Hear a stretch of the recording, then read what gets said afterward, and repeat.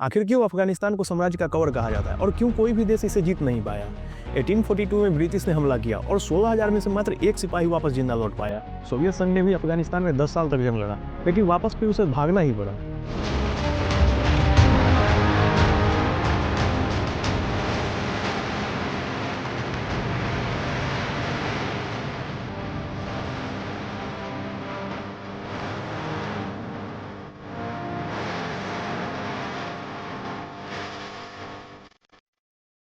तो मैं हूं अरविंद चौधरी, जो कि मेरे इस चैनल का भी नाम है, जिसे आप ऐसे ही हिस्ट्री रिलेटेड वीडियो देखने के लिए सब्सक्राइब कर सकते हैं। तो चलिए वीडियो को शुरू करते हैं।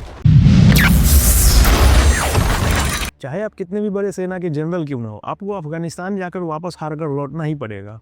ये एक ऐसी जमीन है जहाँ पर आज तक कोई भी ताकतवर साम्राज्य टिक नहीं पाया है। वीडियो में लास्ट तक बने रहिए, बताता हूँ। सबसे पहले अफगानिस्तान के बारे में समझते हैं। ये देश एशिया के बीचों बीच बसा है, जहाँ से भारत, पाकिस्तान, चाइना, रसा सब जुड़े हुए हैं। और इसी कारण से ये एक लैंडलॉक्ड कंट्री है, यानी कि इसका एक भी किनारा समुद्र से नहीं लगता है। यहाँ पर ऊंचे पहाड़, बर्फीले दर्रे और सूखे रेगिस्तान मौजूद हैं। यहाँ के लोग सिर्फ अफगानी नहीं है, ये अलग अलग जनजातियों में बटे, जैसे कि पश्तून, ताजिक, हजारा और उज्बेक। और यहाँ के सारे जनजातियों में डोमिनेटिंग पॉपुलेशन पश्तून का है, जो कि अफगानिस्तान के पॉपुलेशन का लगभग 90% है। और यही लोग यहाँ पर 2021 के बाद सत्ता भी संभाल रहे हैं। यहाँ पर हर जनजाति के लोग अपने अपने लीडर के वफादार होते हैं, न कि किसी सेंट्रल गवर्नमेंट के। और जब भी कोई बाहरी ताकत यहाँ पर लड़ने आती है तो पहले इनका झगड़ा एक ट्राइब से होता है, फिर दूसरे से, फिर तीसरे से, फिर पांचवे से, और ऐसा करते करते लड़ाई कभी खत्म ही नहीं होती है। मतलब कि अफगानिस्तान को जीतने का मतलब है वहाँ की हर जनजाति से जीतना। दोस्तों, अफगानिस्तान पर सबसे पहला अटैक ब्रिटिश आर्मी ने किया था 1839 में, क्योंकि उन्हें डर था कि कहीं रसिया का इन्फ्लुएंस अफगानिस्तान में बढ़ न जाए, जो कि एक बड़ा खतरा था और ये भारत तक पहुंच सकती थी अफगानिस्तान के बाद। इसलिए वहां पर तख्ता पलटकर के शाह शुजा को बैठाया गया, ताकि रसिया के बढ़ते हुए इन्फ्लुएंस को रोका जा सके। फिर 2 नवंबर 1841 को वजीर खान, जो कि दोस्त मोहम्मद खान का बेटा था, उसने तख्ता पलट कर दिया, जिसे कि ब्रिटिशर्स ने गद्दी से उतारा था। उसने काबुल के लोगों के साथ मिलकर विद्रोह छेड़ दिया और यहाँ तक कि अलेक्जेंडर वंश को भी मौत के घाट उतार दिया। इस घटना से होता ये है कि ब्रिटिश की पकड़ उस इलाके से खत्म हो जाती है। दिसंबर 1841 तक स्थिति और बिगड़ चुकी थी। फिर 1 जनवरी 1842 को एल्फिंस्टन, जो कि ब्रिटिश आर्मी का जनरल था, उसने अकबर खान के साथ जलालाबाद तक वापस लौटने का समझौता किया। लेकिन इस समझौते में किसी तरह का धोखा हुआ था, इसलिए अफगानी गुरिल्ला ने इन पर हमला कर दिया वापस लौटने के साथ, जिसमें लगभग 4500 सोल्जर्स और 12,000 सिविलियन मारे गए।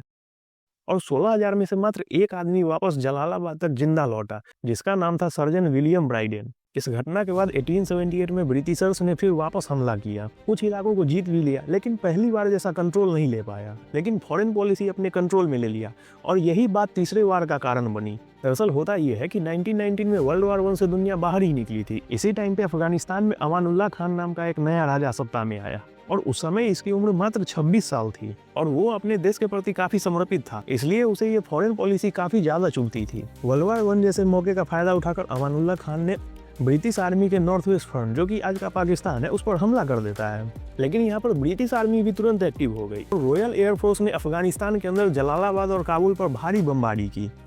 दोनों तरफ से सेना थकी हुई थी, इसलिए ये वार ज्यादा लंबा नहीं खींचा, और दोनों देशों ने मिलकर 1919 में रावलपिंडी ट्रीटी साइन किया, जिसमें से पहला शर्त था कि ब्रिटेन ने अफगानिस्तान के फुल इंडिपेंडेंस को स्वीकार कर लिया। मतलब कि अफगान की सरकार अपने फॉरेन पॉलिसी को खुद तय कर सकती थी। और दूसरा शर्त था कि अफगानिस्तान भी अब ब्रिटिश इंडिया पर हमला नहीं करेगा। अमानुल्लाह खान के इस हमले का भी यही रिजल्ट निकला कि कोई भी बाहरी ताकत अफगानिस्तान पर राज नहीं कर सकती है।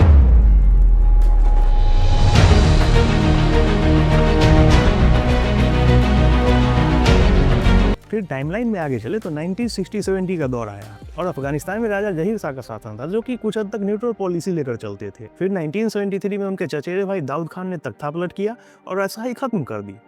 अब यहीं से अफगानिस्तान का पॉलिटिकल अर्थक्वेक शुरू हो गया।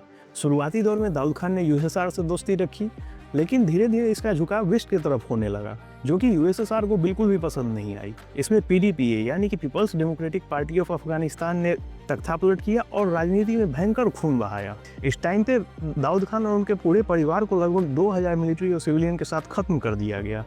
इस रेवोल्यूशन के बाद नूर मोहम्मद तराकी ने गद्दी संभाली, जो खुद एक कम्युनिस्ट आइडियोलॉजी का था। अब यहाँ पर होता यह है कि नूर मोहम्मद खान ने समाज में कुछ सुधार कर दिए, जो कि अफगानिस्तान के कबीलाई सोसाइटी को बिल्कुल भी पसंद नहीं आई, और पूरे अफगानिस्तान के अंदर छोटे छोटे लड़ाके खड़े हो गए।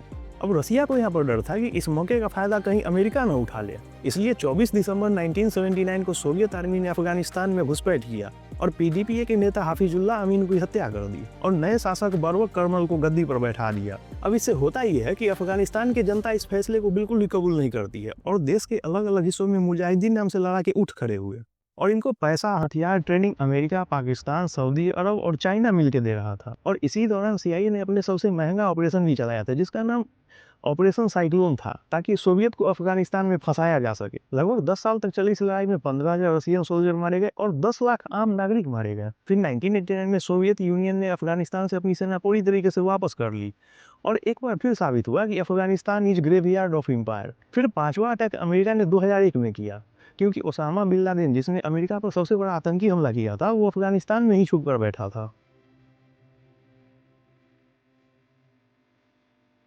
पहले अमेरिका ने तालिबान से ओसामा बिन लादेन को मांगा, लेकिन तालिबान ने मना कर दिया और इसी वजह से फिर से 20 साल लंबा युद्ध शुरू हो गया। अक्टूबर 2001 में अमेरिकन आर्मी ने नॉर्दर्न लाइन के साथ मिलकर तालिबान सरकार को गिरा दिया और दिसंबर 2001 तक तालिबान का कंट्रोल खत्म हो गया और अमेरिका ने हामिद करजाई के साथ मिलकर नई सरकार बनाई। धीरे धीरे यहाँ पर अमेरिका इंफ्रास्ट्रक्चर डेवलप कर रहा था, लेकिन कहीं ना कहीं ग्रामीण इलाकों में और पहाड़ों में तालिबान मजबूत हो रहा था पाकिस्तान की मदद से। फिर 2014 आते आते अमेरिका को इस बात का एहसास हो चुका था कि अब वो अफगानिस्तान में ज़्यादा दिन नहीं टिक सकता है। फिर 2020 में अमेरिका ने दोहा एग्रीमेंट साइन किया, जिसके तहत 2021 में सारे अमेरिकन सोल्जर्स को वापस बुला लिया गया, या फिर कह सकते हैं कि उनको अफगानिस्तान छोड़कर भागना पड़ा। और तब से लेकर आज तक अफगानिस्तान में तालिबान का ही शासन चल रहा है। दोस्तों, इन सारे एम्पायर के हारने का कुछ और भी कारण है, जैसे कि यहाँ की जमीन, यहाँ की ट्राइब्स, बाहरी सपोर्ट और पॉलिटिकल सिस्टम का टकराव। मतलब कि यहाँ पर दूसरे देश ने भी लोकतंत्र लाना चाहा, लेकिन अफगान समाज कबीलों पर चलता है और उनको यही सिस्टम पसंद भी है। आज भी कई सारे देश अफगानिस्तान पर अपना प्रभाव बनाने में लगे हुए हैं, लेकिन क्या आपको लगता है हिस्ट्री रिपीट होगी या एक नया हिस्ट्री लिखी जाएगी? कमेंट में अपना ओपिनियन जरूर शेयर कीजिएगा। वीडियो अगर पसंद आई हो तो लाइक, शेयर और सब्सक्राइब जरूर कीजिएगा। मिलते हैं अगले वीडियो में।